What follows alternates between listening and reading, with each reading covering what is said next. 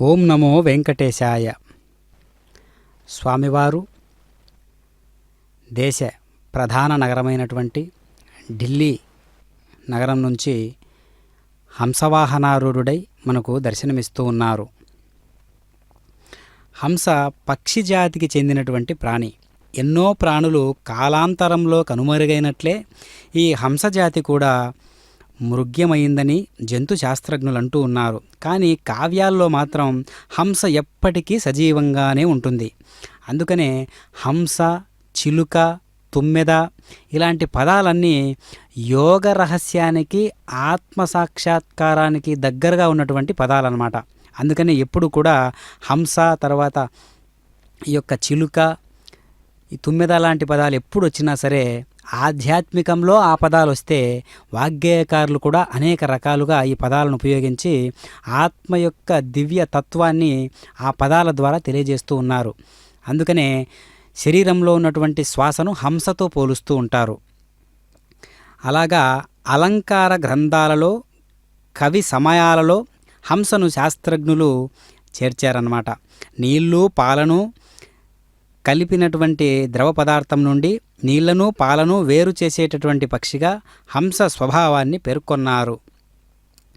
వనజభవుండు కోపమున వాహనమైన మరాళ భర్తకున్ వనజవనీ విహార కలనంబు తొలంగగా చేయుగాని గుంభనమున దుగ్ధ జీవన విభాగ విధాన నిరూఢ నైపుణీ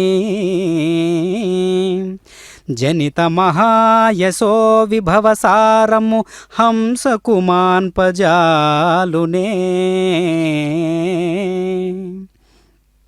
అంభోజినీవన విహార విలాసమేవ హంసస్య హంతు నితరాం కుపితో విధాత నత్వత్స్య దుగ్ధజలభేద విధౌ ప్రసిద్ధా వైదగ్ధ్యకీర్తి మపహర్తుమసౌ సమర్థః అని భర్తృహరి చెబుతూ ఉన్నాడు కదా. హంసో యథా క్షీరమివాంభుమిశ్ర అంటూ ఎన్నో సందర్భాల్లో హంస యొక్క నీర క్షీర విభాగ నైపుణ్యాన్ని, సారాన్ని గ్రహించి అసారాన్ని పరిత్యజించే దృష్టాంతంగా కవులు, శాస్త్రజ్ఞులు వివరించి ఉన్నారు. అంతేకాదు కీర్తిని వర్ణించడంలో హంసను ఉపమానంగా అలంకార గ్రంథాలు పేర్కొన్నాయి. హంస శబ్దానికి సుమారు 50 దాకా పర్యాయ పదాలున్నాయి. అద్రిజాతం, కలకంఠం, కలహంస, చక్రపక్షం, చక్రాంగం, బంధురం, శ్వేతగరుత్తు, సుగ్రీవం లాంటివి సంస్కృత పర్యాయ పదాలైతే తూడుదిండి, తెలిపిట్ట, తెలిపులుగు, జిగిపులుగు, తెలిరెక్క పులుగు అనేవి తెలుగు పేర్లుగా హంసను గురించి ఎక్కడ చెప్పినా రాజహంస అనడం విశేషం. అందుకే జీవుడి దశలో ఉన్నటువంటి ప్రతివాడు కూడా ఆత్మసాక్షాత్కారాన్ని పొందదలిచినప్పుడు అతడు వేసే అడుగులు వేయగా వేయగా వేయగా చివరికి అతడు హంసగా ఉన్నటువంటి శ్వాస నియమాన్ని పరమహంసగా మార్చుకునేటటువంటి ప్రక్రియలన్నీ కూడా తెలుసుకోవటమే యోగము. కూడియున్నటువంటి సచ్చిదానంద పరబ్రహ్మతత్వాన్ని తెలుసుకొని ఎరుకతో మెలగడమే యోగము. అలాంటి యోగాభ్యాసానికి చిహ్నంగా హంసను సూచిస్తారు. అలాంటి వాడే పరమహంస. సన్యాసుల పేర్ల చివర తీర్థ, సరస్వతి, గిరి, హంస శబ్దాలు చేర్చడం సంప్రదాయం. శ్రీరామకృష్ణ పరమహంసలాగా మనం గ్రహించినట్లుగానే అనేక రకాలుగా ఎంతోమంది తత్వజ్ఞులు, ఎంతోమంది వేదాంతానుసారాన్ని గ్రహించినటువంటి వారందరూ కూడా హంస యొక్క ఉద్దీపనాన్ని తెలుసుకొని సాధనా క్రమాన్ని పెంచుకున్నటువంటి విధానాన్ని మనం గ్రహించినట్లయితే పరమాత్మ యొక్క నిత్య వైభవం ఏంటో మనకు తెలుస్తూ ఉంటుంది.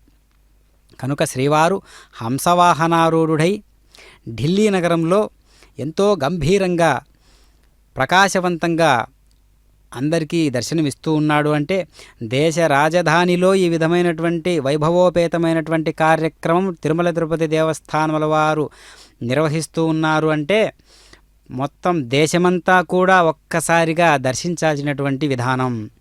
దేశ రాజధానిలో జరుగుతూ ఉన్నది అంటే దేశం మొత్తానికి ఒక ఆర్భాటమైనటువంటి వైభవోపేతమైనటువంటి ఒక కార్యక్రమంగా, ఒక కైంకర్యంగా, ఒక తంతుగా, ఒక అలంకారపూరితమైనటువంటి ఒక ప్రకృతి విలాసభరితమైనటువంటి ఒక విన్యాసంగా భావించాలి. సాహిత్యంలో హంస శబ్ద సంబంధిత పదజాలం అనేకంగా మనం గోచరిస్తూ ఉంటుంది. గాయకులు పాడేటటువంటి వాతాపి గణపతిం భజే కీర్తన హంసధ్వని రాగంలో ఉంటుంది. రాజులు, రాణులు, సంపన్నులు తమ సౌధాలలో హాయిగా నిద్రించేది హంసతూలికా తల్పంలో. రంగస్థలంలో అభినయం చేస్తూ నాట్యం చేసే నటి కాలికి కట్టుకునే ఆభరణానికి హంసకం అని పేరు. అందంగా హొయలుగా నడిచే స్త్రీల నడకకు హంస నడక, ఆమెను హంసయాన అంటారు. ఇంతేకాదు, క్షత్రియ జాతుల్లో హంసకాయ జాతి ఒకటి, పర్వతాలలో ఒకదానికి హంసకూటం అని పేరు. కుమారస్వామి సైనికుల్లో హంసజుడు, హంసవక్త్రుడు అనే వాళ్ళు కూడా ఉన్నారు. ఒక దేశం పేరు హంసపదం, తీర్థాలలో హంస ప్రపతనం ఉంది. అభినయ విశేషం హంసపక్షకం, పానీయ విశేషం హంసోదకం, అలోకనాలోక సింహావలోకనం లాగా హంసావలోకనము ఉంది. ఇంపైన నాదాలలో హంసనాదం ఒకటి. ఇక ఆధ్యాత్మిక దృష్టితో పరిశీలిస్తే హంసస్తు పరమేశ్వర, పరమేశ్వరుడు హంసస్వరూపుడు. హంస సూర్య, సూర్యునికి హంస అని పేరు. విష్ణువుకు శివునికి హంసుడని పేర్లు. యోగశాస్త్రంలో హంస ఉచ్ఛ్వాస నిశ్వాస రూపం, అంటే ప్రాణవాయువు అన్నమాట. సోహం భావన కలిగిన భక్తుల్లో అహంభావం తొలగించి దాసోహం భావం కలిగించడానికే స్వామి హంసవాహనంపై వస్తాడు. ఆత్మానాత్మ వివేక సూచకం హంసవాహనం. హంస అంటే భవసాగర జల తరంగాల మీద ఈదులాడిన తడియంటని రెక్కల తామర. ప్రాణుల నాసికాపుటల్ని త్రిప్పుతూ జీవిత గ్రంథాల్ని అధ్యయనం చేసే సోహం శ్వాస ఈ హంస. హంస పంచ ప్రాణాల సమిధలతో గూడు కట్టుకొని మేలుకొలుపులు పాడే జలకుక్కుటం. వేత్రహస్తుల బరాబరుల మధ్య తిరుదండెలను మోస్తున్న వాహకవుల మీద పల్లకి పూలతీగల మీద తూగాడే వగల పల్లంకి ఈ హంస.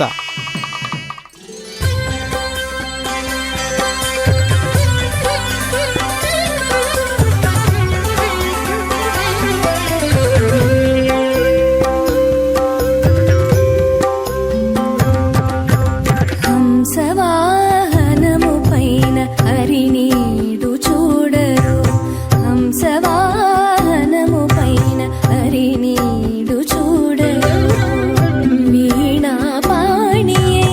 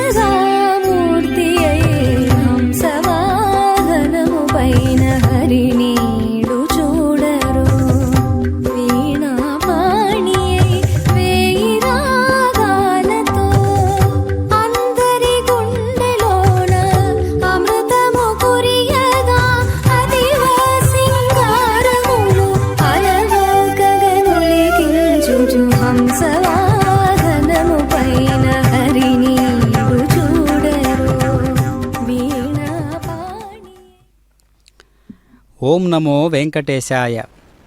ఢిల్లీ నగరంలో భారతావని మొత్తానికి హృదయ స్థానమైనటువంటి ఢిల్లీ నగరంలో స్వామివారు హంసవాహనారూఢుడై పరమాత్మగా మన కోసం వేచియున్నారు, వేంచేస్తూ ఉన్నారు. హంస పంచ ప్రాణాల సమిధలతో గూడు కట్టుకొని మేలుకొలుపులు పాడే జలకుక్కుటం, వేత్రహస్తుల బరాబరుల మధ్య తిరుదండెలను మోస్తున్న వాహకుల మీద, పల్లకి పూల తీగల మీద తూగాడే వగల పల్లంకి ఈ హంస. వేకువ లోకంలో పూజించే భరద్వాజం పాప పంకిలాన్ని ప్రక్షాళించే మేఘమల్హరి రాగరాగిని, అంధకార బంధుర హృదయ కుహరాల్ని వెలిగించే దీపకరాగ దీపం ఈ హంస. మూర్తామూర్త నిత్యతృప్త మునిమానస హంసిక అంటూ లలితాదేవిని స్తుతించారు ఋషులు. తిరుమల పరమహంసల దేవి భవజలధిని తడి అంటకుండా తరించే తరుణోపాయానికి తరుణోపాయాన్ని సూచించే పరమహంసే ఈ హంస. హంస వర్ణం తెలుపు కనుక తాళ్ళపాక కవులు కూడా తెల్లని పులుగుపై తిరుగ మరిగినట్టి తెల్లని సతిపాలి దేవర తండ్రి అని ప్రశ్నించారు.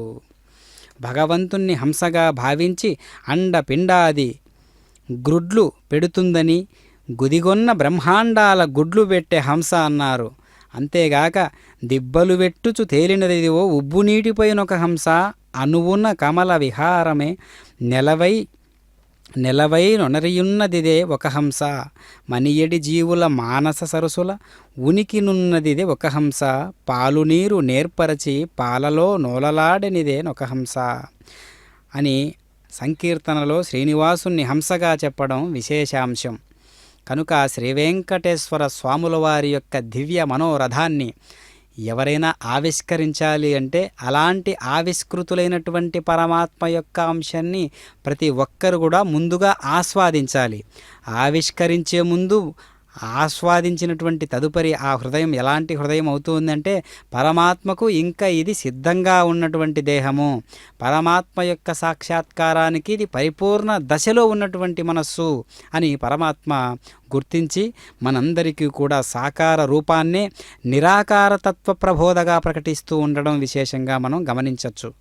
కనుక స్వామివారు దేశ విదేశాలన్నింటిలో కూడా ఒక్కసారిగా దర్శనమిస్తూ ఉన్నాడు అంటే తిరుమల తిరుపతి దేవస్థానముల వారు కలిగించినటువంటి ఈ యొక్క గొప్ప ఏర్పాటు ఎంత గొప్పదైనటువంటి ప్రయోగమో ఒక్కసారి మనం ఆ కృతజ్ఞతాభావంగా మనం స్వామివారిని దర్శిస్తే చాలు, ఈ యొక్క భక్తి ప్రసార మాధ్యమాన్ని మనం ఉపయోగించుకుంటే చాలు, మనం అదే కృతజ్ఞత చెప్పినట్లు. కావున ప్రతి ఒక్కరూ కూడా ఈ యొక్క దివ్యమైనటువంటి ఈ యొక్క అనుభవాన్ని ప్రత్యక్ష వీక్షణంగా ప్రసార కేంద్రాన్ని మనం హృదయస్థాన పీఠికలో భద్రపరుచుకొని గమనాన్నంతా కూడా ఒక్కసారిగా పారవస్యం వైపు మళ్లిస్తూ దర్శిస్తే స్వామివారి యొక్క దివ్య దర్శనం మనందరికీ కలిగినట్లే.